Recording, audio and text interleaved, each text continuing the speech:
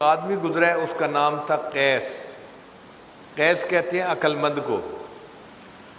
پورا نام کتابوں میں لکھا ہے قیس ابن ملو ابن مزاحم، یہ اس کا پورا نام تھا۔ اب یہ نوجوان سمجھدار تھا، عقل مند تھا، لیکن یہ اپنی چچا زاد بہن کے اوپر عاشق ہو گیا۔ اور وہ چچا زاد بہن بھی کیا تھی؟ رنگ کی کالی تھی، اور کالی ہونے کی وجہ سے اس کا نام ماں باپ نے لیلا رکھا تھا، لیلا بنت مہدی ابن سعد، کزن تھے دونوں آپس میں۔ اب اس بندے کی محبت کے تذکرے گاؤں سے نکل کے شہروں تک پھیلے، تو ایک مرتبہ باپ نے کہا کہ قیس، تیری بدنامی کی وجہ سے مجھے بہت ذلت اٹھانی پڑتی ہے، تو کیا ایک لڑکی کے پیچھے لگ گیا ہے اور تو نے خاندان کی عزت کو دھبا لگا دیا، چل میرے ساتھ حرم میں اور چل کے اس محبت سے توبہ کر۔ تو یہ قیس اپنے باپ کے ساتھ حرم میں چلا گیا۔ بیت اللہ کے پاس پہنچ کے والد نے کہا کہ توبہ کر اس محبت سے، تو اس نے غلاف کعبہ کو پکڑ کے ایک شعر پڑھا، الہی تبت من کل المعاصی، الہی تبت من کل المعاصی ولکن حب لیلا لا اتوب، اے اللہ ہر گناہ سے میں توبہ کرتا ہوں، لیلا کی محبت سے توبہ نہیں کرتا۔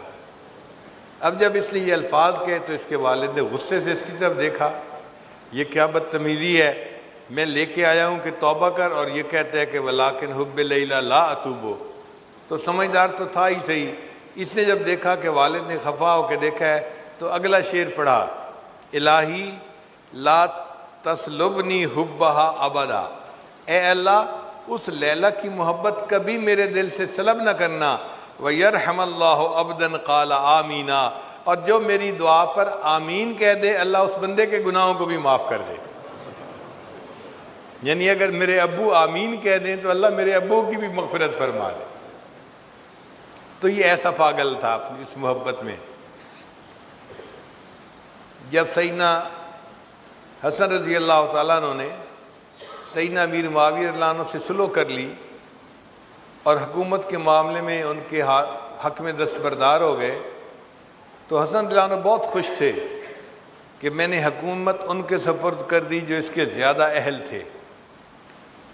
ایک دفعہ جا رہے تھے مکہ مکرمہ میں تو قیس صاحب آگے سے مل گئے، تو حسن رضی اللہ عنہ نے روکا، قیس کیا حال ہے، کہاں جا رہے ہو؟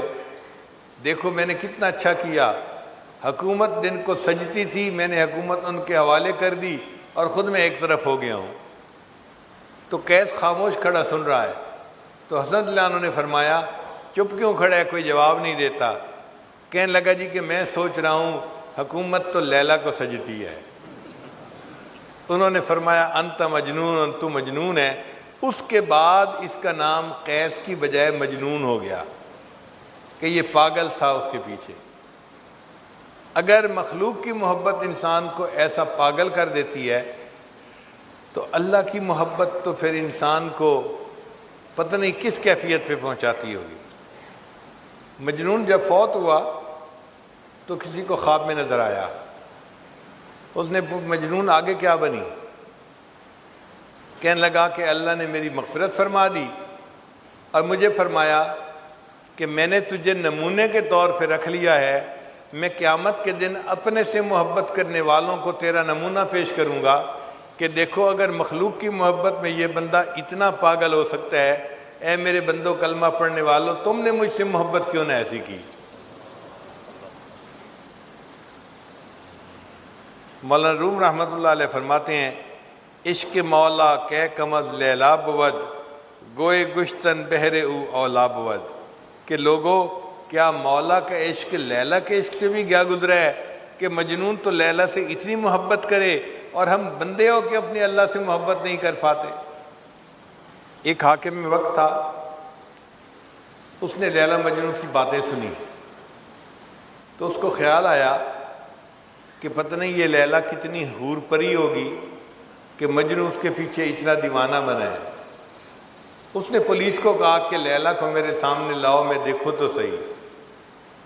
اب جب لیلا آئی تو وہ تو ایک عام سی لڑکی تھی کالے رنگ کی، تو بادشاہ نے اسے کہا الدگر خوباں تو افزوں نیستی، اے لیلا دوسری خوبصورت عورتوں سے کوئی بڑھ کر تو حسین نہیں ہے، گفت خامش چوں تو مجنوں نیستی۔